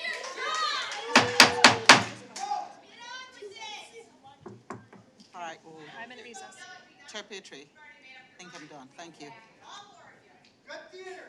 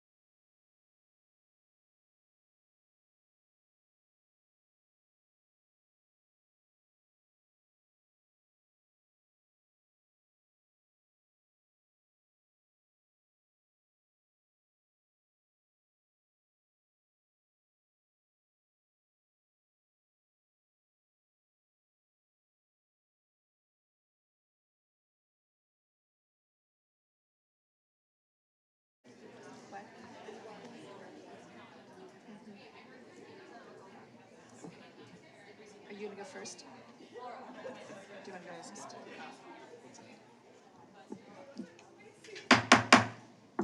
All right, we're back in session. Any other comments on this before we take a vote? Director Hockert. Thank you. So I alluded to my position earlier, in that my main focus in this decision is trying to keep our kids in school And I believe that having a mask mandate is the best option. It is a tool for mitigation. It is not the only tool for mitigation, as we saw in the presentation tonight. And I believe that as a board member that I want to do everything possible to keep our kids in school learning. And having this pandemic drag on into its third school year, things are stretched. And understanding that even our technological needs are going to be different this year and going to be challenging this year, that even this year's not going to look the same as last year. So for me, it's all the more reason to take every measure to try to keep our kids in school learning full time. And I understand as a parent the challenges of masking your kids. And I would like to remind families who really struggled with masking last year that we do have an online option this year, just like we did last year. And if your child is sincerely struggling with wearing a mask, check with our administration and see if we can get them into our online program. And that, I'm sorry. Please sit down. Okay. I would like to say, like, as a parent with elementary school kids not being vaccinated, and also being around elementary school kids, it is very difficult to kind of toe that middle gray road of a recommendation, in that kids they like to know what the rules are and to follow those rules. And it becomes an issue that detracts from classroom learning if the teachers have to kind of navigate who's wearing masks, who's not wearing masks. So for me, it is a logical step to require masks in our elementary schools for our unvaccinated kids. And if we look at our local community as well, that seems to be the trend that other school districts are taking, as well as the professionals in our community. I mean, go to any store, in Target, everybody is required to wear masks. Even I'm sorry, I'm still speaking up here. Thank you. Please let me say my piece. I was referring to the employees. It is not a requirement, obviously, for everybody in Target. However, the private sector is moving in the direction of taking this pandemic seriously, and that the Delta variant has changed the game. So, I believe that we do need to support this masking mandate, and I will be supporting the mask mandate tonight. You're not a leader, you're a follower. Conformist.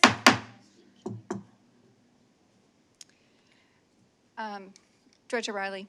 I just want to address really quick that you have the option to send your children to school in a mask if you choose.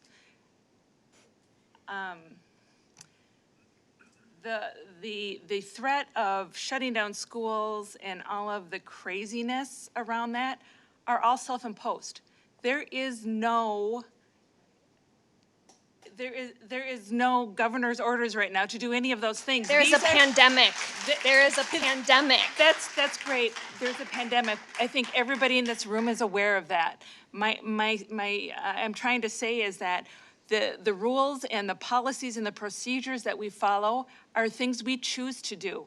They're not forced upon us. And so if we end up in this situation, it's created from us. Everything that we have done has been groupthink. It literally comes from the top, all levels down. And at some point, can we just do what's right for this community?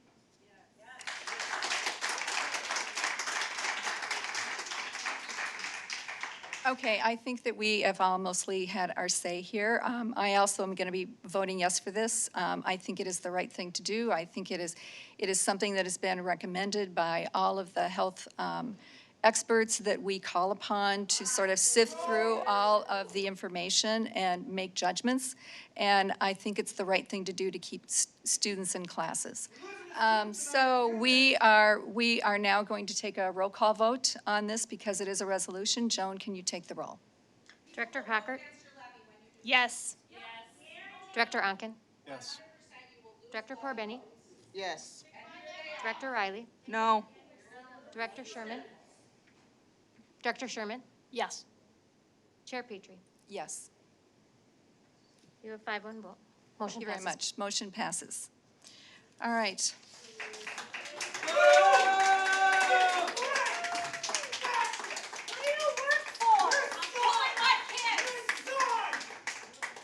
Okay.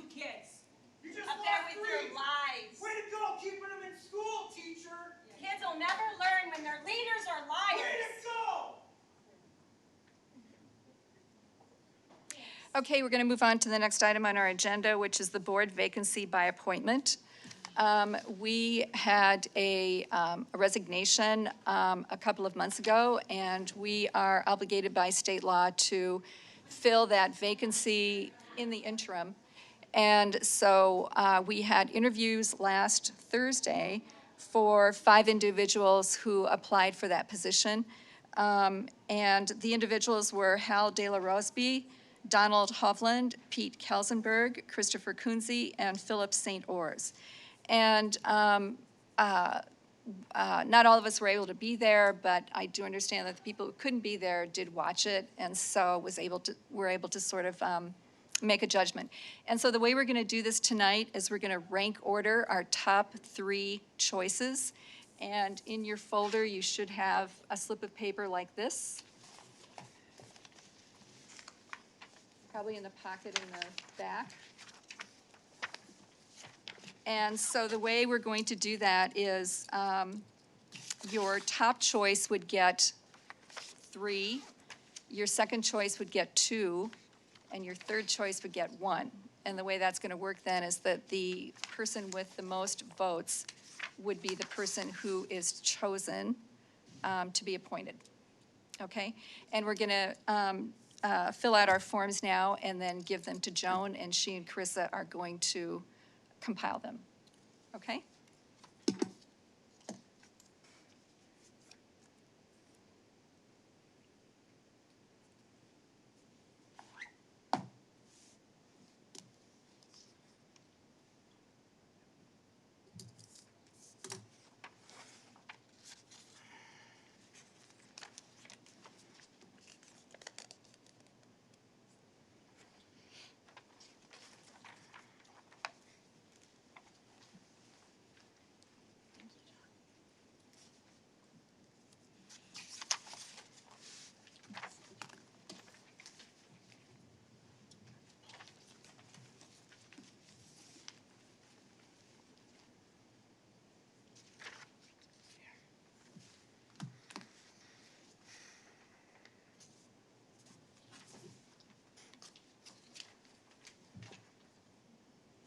Chair Petrie, are we able to move on while we're waiting for them to tally? Or do we need to Yes, wait? actually, we could move on. That would be a good idea. Thank you, Director Onken. So the next item on our agenda is policy approval, 731, post-issuance debt compliance. Dr. Cherry? Thank you, Chair Petrie, Board Director, Superintendent Lansfeld. Coming to you tonight from the Policy Working Group.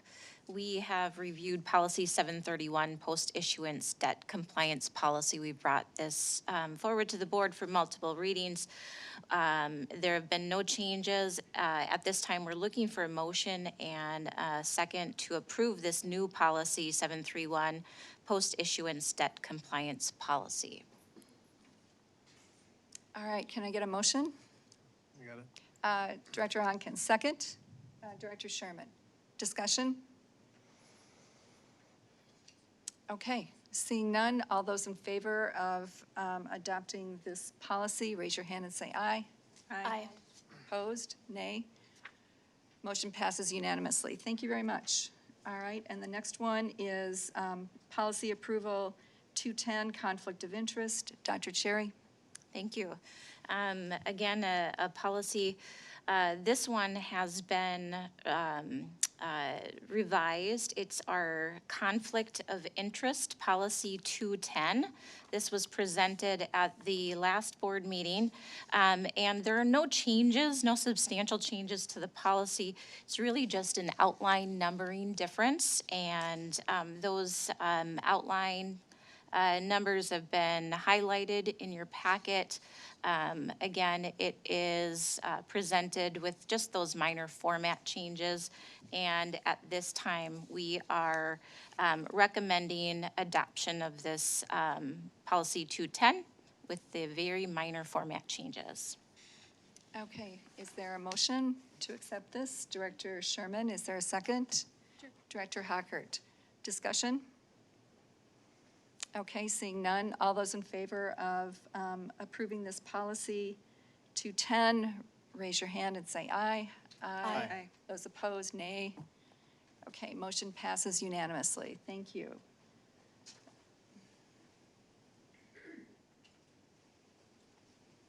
Okay.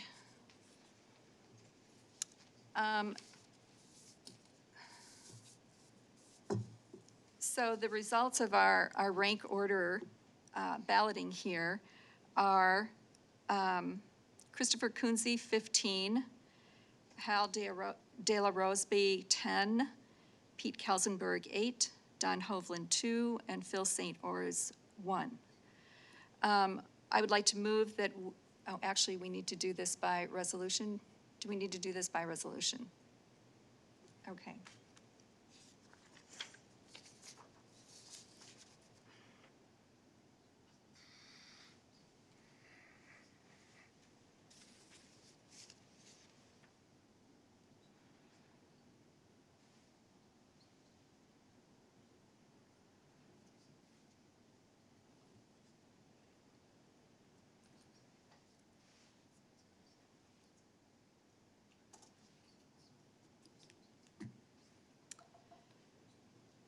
Okay. Whereas on August 26th, the School Board of Independent School District number 834 declared a vacancy to exist on the school board following the resignation of board member Liz Weisberg. And whereas the vacant position expires on the first Monday in January 2023, and whereas upon the existence of a vacancy, Minnesota Statute 123B.09 subdivision 5B requires the school board by resolution to appoint an individual to serve in the vacant position until an individual is elected by special election at the time of the next general election. And whereas the school board has completed the process to consider applicants to serve in the vacant school board position, and whereas the school board has determined that Christopher Kunze is an individual who is eligible and qualified to serve in the vacant position until a successor is elected by special election at the time of the next general election. Now therefore be it resolved by the School Board of Independent School District number 834 that Christopher Kunze is hereby appointed to fill the vacant position and serve on the school board until a special election is held and a successor qualifies for office. The appointment shall be effective on the 31st day following this resolution, absent receipt of a valid petition rejecting the appointee in compliance with the requirements under Minnesota Statute 123B.09 subdivision 5BB. I hereby move that we appoint Christopher Kunze. I don't know if I'm mistaken or not, but I believe the votes need to be read out loud. I did read the totals. Well, I think votes that are taken at a public meeting have to be recorded. If I recall right, I believe our secretary used to read our votes aloud. What I remember. I thought they did. Well, I mean, we could if you'd like to. Otherwise, we could I just just do want the to make sure we're totals. doing it right, that's all. Well, I mean, the votes are certainly available for anyone to see. They're not going to be destroyed, so if that's okay. All right, so I will move that we, I will move this resolution. Is there a second? Second. Director Onken. I would just like to say that I truly appreciate all 5 candidates who came forward. They were all very well qualified in their own right. I certainly hope that all of you, and I know some of you already have been very well involved with the district, and I hope that continues. And I am very grateful that we had such a good crop of people who were willing to come forward and do this. Are there any other comments or questions? Okay, we'll need to have a roll call vote on this. Joan? I'm sorry, was there a second?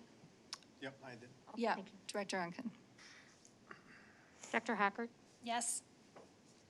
Director Unkin? Yes. Director Porbeni? Yes. Director Riley? Abstain. Director Sherman? Yes. Chair Petrie? Yes. Motion passes. Okay, thank you very much. All right, we'll go back to our agenda then. I believe we're on revoke policy 201.5, conflict of interest. Thank you, Dr. Chair Cherry. Petrie. Board Director, Superintendent Lansfeld, just a follow-up. The last action item was the approval of conflict of interest policy 210. This next item is a redundant policy, policy 201.5, also labeled conflict of interest. And at this time, we are asking, recommending revoking policy 201.5 again to eliminate that redundancy. Okay, can I get a motion to that effect? Director Hockert, is there a second? Second. Director Onken, is there discussion? Seeing none, it's been moved and seconded that we revoke policy 201.5, conflict of interest. All those in favor, raise your hand and say aye. Aye. Those opposed, nay. Motion passes unanimously. Okay, the final action item on our agenda tonight is renewal of district memberships. This was a report at the last meeting, and it was to renew our memberships to the Minnesota School Boards Association, the Minnesota State High Schools League, and the Association of Metropolitan School Districts. Is there a motion to renew these policies? Director Sherman, is there a second? Director Porbeni? Okay, it's been moved and seconded. Director Riley? I just want to say that considering MSBA has shown itself not to be neutral via Minnesota Data Practice Acts, I would prefer to use our own attorneys for them instead of that, so I will be voting no. Okay, thank you. Any other comments or questions? Okay, it has been moved and seconded that we renew our district memberships for 2021 to 22. All those in favor, raise your hand and say aye. Aye. Those opposed? Nay. Okay, motion passes 5-1. All right, there is no board chair report tonight, and so this meeting is adjourned.